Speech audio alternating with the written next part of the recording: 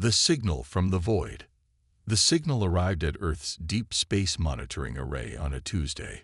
Weak, fragmented, but unmistakably artificial, it pulsed through the void like a fading heartbeat. Lieutenant Maya Chen was the first to notice the anomaly, a pattern too regular to be cosmic background radiation. She removed her headset and turned to her supervisor. "Captain Watkins, I think you need to hear this." The transmission echoed through the station's command center, crackling with static, but clear enough to understand. "To any sentient species who receives this message, this is High Counselor Veril of the Araxian Conclave. Our worlds are under attack. Highly aggressive entities we call the Harvesters have destroyed our defense fleet and colonized 2 of our outer planets. They consume all resources and leave only barren rock. We cannot match their technology.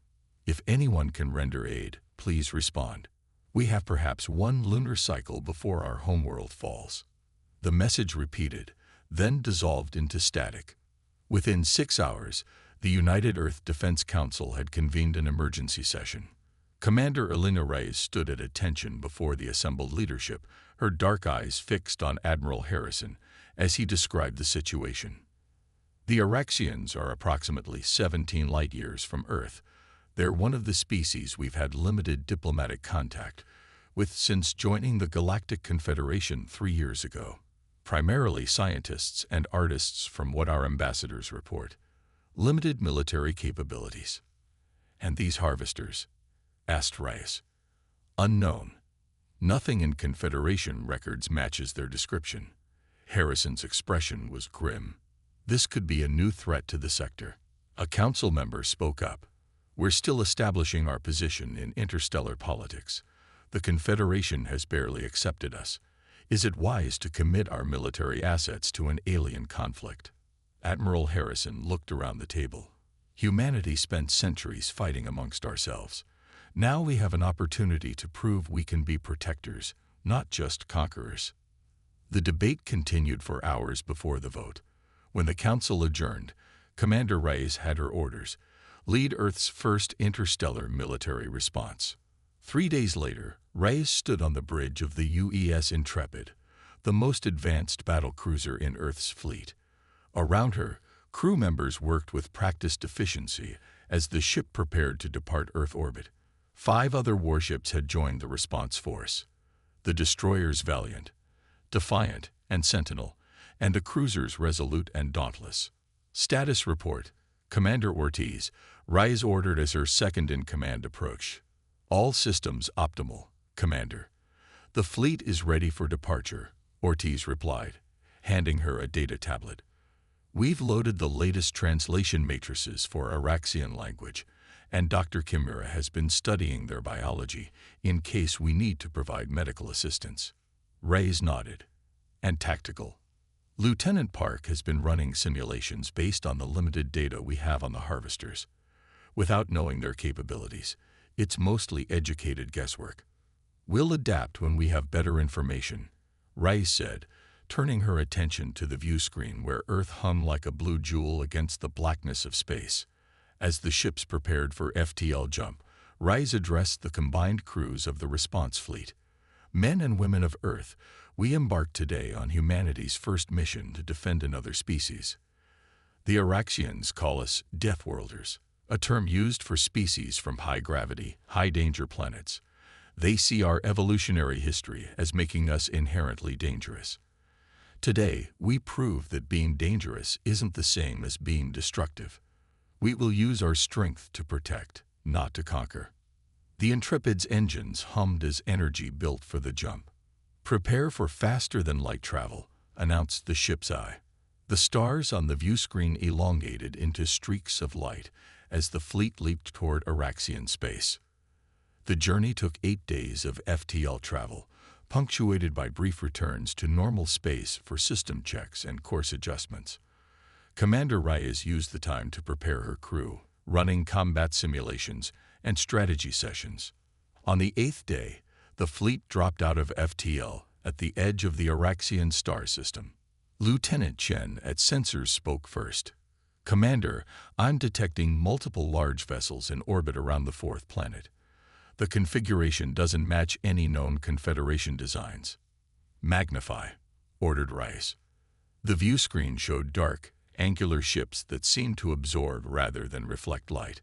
They orbited a blue-green world that bore visible scars, blackened areas visible even from space. "Are those the Harvesters?" asked Ortiz. "Seems likely," Rice replied. "Open a channel to the Araxian homeworld." After several tense minutes, the view screen flickered, revealing a slender, avian-like being with iridescent feather scales covering its head and neck. Its four-fingered hands moved constantly in what seemed to be nervous agitation. "This is High Counselor Veril of the Araxian Conclave," it said in accented Standard Galactic. "Identify yourselves." "I am Commander Elinga Reyes of the United Earth Defense Force. We received your distress signal and have come to render assistance." Veril's large, compound eyes widened. "The Deathworlders. You actually came." The Araxian seemed both surprised and uncertain. "We sent our call to many worlds. None responded until now." "We're here," Rice confirmed. "We need to know what we're facing. Can you transmit all available data on the Harvester vessels and their combat capabilities?" Yes, of course," Veril replied, gesturing to someone off-screen. "We are sending everything we have documented. But, Commander, these creatures, they have destroyed every defense we mounted. They seem to adapt to any strategy within hours." "Adaptation is something humans understand very well, Counselor," Rice said. "We'll approach with caution, but we intend to engage the enemy. Is there somewhere your people can shelter?" "Our underground sanctuaries currently house most of our population," Veril explained. "But the Harvesters have begun landing excavation machines. We have perhaps 3 planetary rotations before they reach the deepest shelters. Then we have no time to waste," Rice concluded. "Stand by for our approach." As the transmission ended, Rice turned to her tactical officer. "Lieutenant Park, analyze the Araxian data as soon as it arrives. I want to know everything about these Harvesters before we engage." "Aye, Commander." The fleet moved deeper into the system, maintaining a defensive formation. Within an hour, Park had preliminary findings. "The Harvester ships appear to be biomechanical in nature," he reported. "They have powerful energy weapons, adaptive shielding, and self-repair capabilities. The Araxians attempted conventional attacks, energy weapons, even biological countermeasures. Nothing worked for long." "What about their behavior?" Rice asked. "Attack patterns. Command structure. They operate almost like a hive mind," Park explained. "Perfect coordination, instant response to threats. But there's evidence suggesting one vessel acts as a command ship." He highlighted one larger vessel on the tactical display. "This one sends more signals than it receives." Rice studied the display thoughtfully. "So they adapt quickly, work in perfect coordination, and have superior technology." She looked up at her officers, but they've never faced humans before. The intrepid sensors chimed an alert. "Commander," Chen called, "the Harvester ships are altering course. They've detected us." "All vessels, battle formation Delta," Rice ordered. "Cruisers to the center. Destroyers form the perimeter. Hold fire until my command." The Earth fleet moved into position as the Harvester ships approached, 3 of them breaking away from Araxia's orbit to intercept the newcomers. "They're scanning us," reported Chen. "Intensive electromagnetic probes." "Let them look," Rice said. "I want to see how they react to unfamiliar technology." The lead Harvester ship suddenly accelerated, closing the distance faster than expected. A brilliant beam of energy lanced out, striking the destroyer Valiant's forward shields. "Shields holding at 62%, came the report from the Valiant. "That was just a warning shot, Commander. They could have hit us with more power." "They're testing us," Rice observed. "Let's show them what we can do." "Target the lead vessel, concentrated fire from all ships."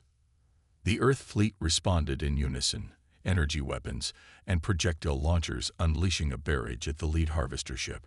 Most shots impacted its dark hull, but the vessel appeared to absorb much of the energy. Minimal damage to target, Park reported. They're adjusting their shields. Already adapting, Rise noted. Rotate weapon frequencies, randomized pattern. The fleet's next volley struck with greater effect, piercing the Harvester's defenses in several places. The alien vessel shuddered, dark fluid leaking from its wounds. They're responding, Chen called out. All three ships accelerating to attack positions. What followed was unlike any space combat humanity had ever engaged in. The Harvester vessels moved with uncanny coordination, firing precisely at the Earth ship's weakest points. Two of the destroyers took heavy damage within minutes, but the humans fought back with creativity that seemed to confuse the Harvesters. When the aliens adapted to one tactic, the Earth fleet switched to another. The Dauntless executed a reckless maneuver, accelerating directly toward one Harvester before veering off at the last second, allowing the Intrepid to hit the enemy from an unexpected angle. Their coordination is incredible, Ortiz remarked as they watched the battle unfold. But they seem puzzled by our randomness. Exploiting that confusion is our advantage, Rise replied. Continue unpredictable maneuvers. All ships implement battle plan chaos protocol. The Earth vessels broke formation, each one executing seemingly independent actions that nevertheless formed part of a larger strategy. The Harvesters' perfect coordination began to work against them as they struggled to develop a unified response to the humans' apparent disorder. A critical moment came when the Intrepid feigned a retreat, luring one of the Harvester vessels into an ambush. As it pursued, the Valiant and Defiant emerged from behind Araxia's moon, unleashing a concentrated attack on the isolated enemy. The Harvester ship's hull buckled under the assault, its systems failing as the humans targeted the same sections repeatedly, giving it no chance to repair. In a final burst of energy, the vessel exploded, fragments scattering across space. First blood to us, Rise announced grimly. But they learn fast. The remaining ships are already adjusting their tactics. Indeed, the two surviving Harvester vessels had pulled back, maintaining distance while continuing to fire more precisely at the Earth ships. Commander, Chen called urgently, I'm detecting a signal from the larger Harvester ships in orbit. They're all accelerating toward our position. How many? Asked Rise. 7 more vessels, Chen confirmed, including what appears to be their command ship. Rise surveyed the situation.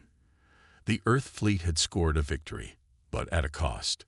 The Sentinel was heavily damaged, the Valiant's shields were failing, and the other ships had sustained varying degrees of injury. All vessels, regroup at coordinates Alpha 3, she ordered. We need to reassess. As the Earth ships pulled back to a defensive position near Araxia's outer moon, Rise opened a channel to Counselor Viral. We've managed to destroy one of their ships, but the rest are mobilizing against us, she reported. We need a new strategy. Viral's expression showed both fear and hope. You've achieved more than we ever could, Commander. Our scientists have been analyzing the battle data. There may be something we can offer. We're listening, Rice said.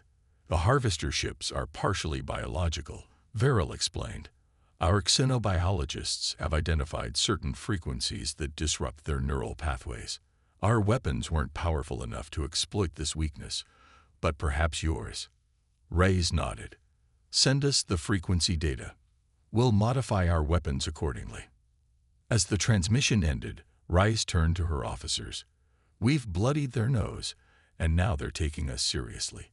The real battle is about to begin. The Earth fleet regrouped, rapidly implementing modifications to their weapon systems based on the Araxian data. Meanwhile, the Harvester fleet approached with methodical precision, their dark ships forming an attack formation that would envelop the humans from multiple angles. They think they have us cornered, Rise observed, watching the tactical display. Let's show them how humans fight when our backs are against the wall. Deathworlders unleashed. The Harvester fleet advanced in perfect formation, 9 biomechanical vessels moving as one organism. On the bridge of the Intrepid, Commander Reyes and her officers watched the enemy approach. Modifications to weapons systems complete, reported Lieutenant Park. All ships report ready. The Araxians have provided shelter coordinates, added Commander Ortiz. Their major population centers are here, here, and here. He indicated several locations on the planetary display. All underground, but the harvesters are deploying ground units to dig them out. Reyes nodded, her expression resolute. Then we fight on two fronts. We need to engage their fleet while getting boots on the ground to protect the Araxian shelters. She turned to her communications officer. Open a channel to all ships. When the connection was established, Reyes addressed the combined crews of the Earth fleet. This is Commander Reyes. The situation is straightforward. We are outnumbered and facing an enemy with superior technology. But throughout our history, humans have faced such odds and prevailed. The harvesters have never encountered our kind before. They don't understand what they're facing. She paused, looking at the determined faces on her view screen. They call us Deathworlders because we evolved on a planet that tried to kill us every day. Our ancestors survived predators, diseases, natural disasters, and each other. We carry that legacy in our DNA. The refusal to surrender, the creativity that comes from desperation, the pack instinct that makes us protect not just our own, but anyone we consider under our care. Today, the Araxians are under our protection. Today, we show the galaxy what happens when you threaten a species allied with Earth. Battle Plan Thunderstrike commences in 5 minutes. Prepare yourselves. Across the fleet, weapons powered up. In launch bays, Marines equipped for ground deployment boarded shuttles. Medical teams prepared for casualties. All ships acknowledge ready, Commander, reported Ortiz. Reyes nodded. Execute Thunderstrike. Phase 1. The Earth fleet suddenly split into 3 groups. The smallest group, led by the damaged Sentinel, accelerated away from the others, appearing to flee the battle entirely. The largest group, including the Intrepid and Dauntless, moved directly toward the approaching harvesters. The third group, consisting of the Valiant and several troop transports, curved toward Araxia's night side. The harvesters immediately adjusted their formation, the majority of their ships moving to intercept the Intrepid's group while 2 peeled off to pursue the Valiant. They took the bait, noted Ortiz. Ground team has a chance to make planetfall. Now for the hard part, Reyes replied. All ships, implement the modified weapons protocols. The Earth vessels opened fire, their weapons now calibrated to the frequencies the Araxians had identified. The effect was immediate. Where before their attacks had caused surface damage, now they penetrated deeper, causing the harvester ships to shudder and leak dark fluid from their wounds. It's working, Park confirmed, but they're already adapting. Effectiveness decreasing by approximately 7% per volley. Switch to randomized frequency rotation, ordered Reyes. Don't give them time to adjust. The battle intensified as the harvesters coordinated their response. 3 of them surrounded the Resolute, their combined weapons fire overwhelming its shields. The cruiser's hull breached in multiple places before it managed to break free, trailing debris and atmosphere. Resolute reports heavy casualties, Ortiz said grimly. Engine capability at 30%. They can't take another hit like that. Order them to fall back, Reyes commanded. The Intrepid will cover their retreat. On the tactical display, the Valiant's group had reached Araxia's atmosphere, deploying shuttles toward the surface. 2 harvester vessels pursued, firing at the transports. Ground team reports incoming fire, said Chen. 3 shuttles hit, status unknown. Reyes's jaw tightened. Divert the Defiant to provide cover fire for the remaining shuttles. The battle fragmented into multiple engagements across the Araxian system. The Earth ships fought with desperate ingenuity, constantly changing tactics to confuse the harvesters' coordinated attacks. When conventional weapons began losing effectiveness, they switched to nuclear-tipped missiles. When the harvesters adapted to those, the humans used their ships themselves as weapons, executing dangerously close passes to disrupt enemy targeting. We're holding our own, Ortiz observed after 30 minutes of intense fighting. but we can't keep this up indefinitely. The Defiant's shields are failing, and we've lost contact with 2 of the ground teams. Ray studied the tactical display, focusing on the largest harvester ship, the one their analysis suggested was the command vessel. It had remained at the rear of the enemy formation, coordinating but not directly engaging. "There," she said, pointing to the display. "That's our target. If the Araxians are right about their hive-like coordination, taking out the command ship might disrupt the entire fleet. It's heavily defended," Park cautioned. "We'd need to get past at least 3 escort vessels." "Then that's what we'll do," Rice decided. "Contact the Sentinel. Tell them to execute Phase 2.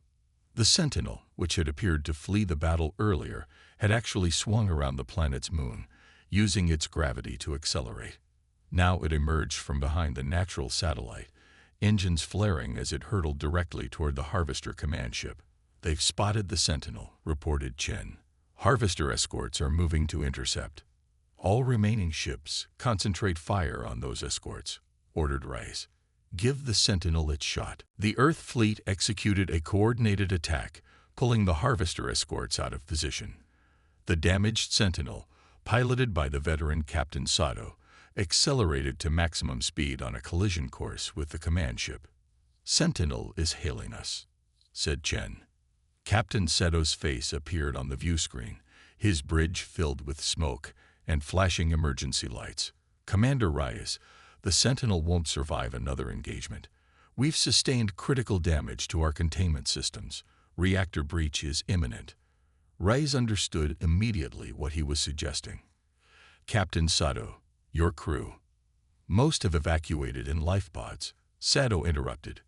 "I've stayed with a skeleton crew to pilot the ship." "We'll make it count, Commander." Reyes nodded solemnly.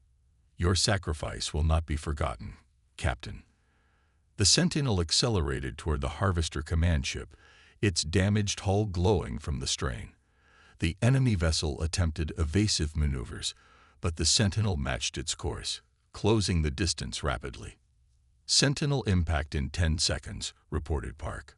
The bridge crew watched in silence as the Sentinel rammed the much larger Harvester vessel. The impact alone caused significant damage, but it was what followed that proved devastating. The Sentinel's failing reactor detonated, unleashing a miniature sun that engulfed both ships completely. When the blinding light faded, the Harvester command ship was still there, but horribly mangled, its organic components exposed to space, its energy systems flickering erratically. "Direct hit," Park confirmed. "Harvester command ship heavily damaged, but still operational." "Target all weapons on the damaged sections," ordered Rice. "Don't give it time to repair." The Earth fleet concentrated their fire on the wounded command ship, pouring every ounce of firepower into the breach the Sentinel had created. Under the sustained barrage, the Harvester vessel finally buckled, breaking apart in a cascade of secondary explosions. "Commander," Chen called excitedly, "look at the other Harvester ships." On the display, the remaining enemy vessels had suddenly lost their perfect coordination. Some drifted out of formation, others fired at empty space, and 2 actually collided with each other. "The Araxians were right," Rice said. "They do function as a hive. We've cut off the head." The Earth fleet pressed their advantage, targeting the disoriented Harvester ships one by one. Without their central coordination, the aliens could not adapt quickly enough to the humans' attacks. "Ground team reports the Harvesters on the surface have stopped advancing," Ortiz announced. "They're just standing still." Within hours, the last Harvester ship had been destroyed or disabled. The battle for Araxia was over. 2 days later, Commander Reyes stood in the great council chamber of the Araxian capital, now relocated to the surface from their underground shelters. The high-domed room was filled with the avian aliens, their iridescent scales reflecting the light in waves of color. High Counselor Verrill stepped forward, bowing deeply before Reyes. "Commander, the Araxian people owe you and Earth a debt we can never repay. You have saved not just our world, but our entire species from extinction." We responded as any sentient race should to a call for help, Rise replied, though she knew this wasn't entirely true. Many species had ignored the Araxians' plea. Perhaps, said Veril, but it is telling that only the Deathworlders answered. The counselor gestured to a large mural being unveiled on the chamber wall, a depiction of Earth ships defending Araxia. We once used this term out of fear. Now we speak it with reverence. After the ceremony, as Rice prepared to return to her ship, a small Araxian child approached her, offering a delicate crystalline sculpture. What is this? Rice asked, accepting the gift. An Araxian scientist translated, it is a memory crystal.